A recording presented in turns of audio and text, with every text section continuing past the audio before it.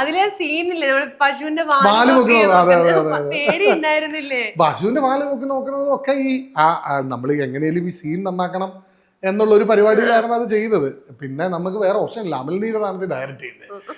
പിന്നെ ശ്യാം പുഷ്കറാണ് ഇതിന്റെ മറ്റേ ഡയലോഗ്സ്.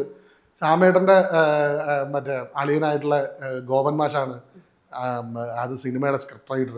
അവിടെ മലയാള സിനിമയിൽ ഇപ്പോഴത്തെ ലെജൻസ് എല്ലാവരും പറഞ്ഞു. അപ്പൊ നമുക്കിത് പറ്റില്ല എന്ന് പറയുന്നത് ഓപ്ഷൻ ഇല്ല. ഒരു ഓപ്ഷൻ എന്ന് പറഞ്ഞാൽ പറ്റില്ല എന്ന് പറഞ്ഞാൽ സിനിമ നിർത്തിയിട്ട് പോവുക, ഇല്ലെങ്കിൽ ചെയ്യുക, പശുവിന്റെ ചവിട്ട് മേടിക്കുക. ഈ രണ്ട് ഓപ്ഷനേ ഉള്ളൂ. അപ്പൊ പിന്നെ ചെയ്യുക, ചവിട്ട് മേടിക്കുക എന്നല്ലാതെ വേറെ ഓപ്ഷൻ ഇല്ല. അപ്പൊ ഇത് ഇങ്ങനെയുള്ള റിസ്ക് എലമെന്റ് ഒക്കെ ഉള്ളത് കൊണ്ട് പശുവിന്റെ വാല് പൊക്കി നോക്കി. പ്രത്യേകിച്ച് പശു ഒന്നും ചെയ്തില്ല.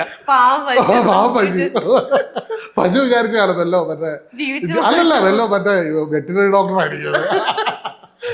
പശു ഒന്നും ചെയ്തില്ല. പശു ഒന്നും ചെയ്യാത്തതുകൊണ്ട് ഞാൻ പിന്നെയും അതിലേക്ക് നോക്കി, അതിനൊരു ക്ലോസ് കിട്ടി.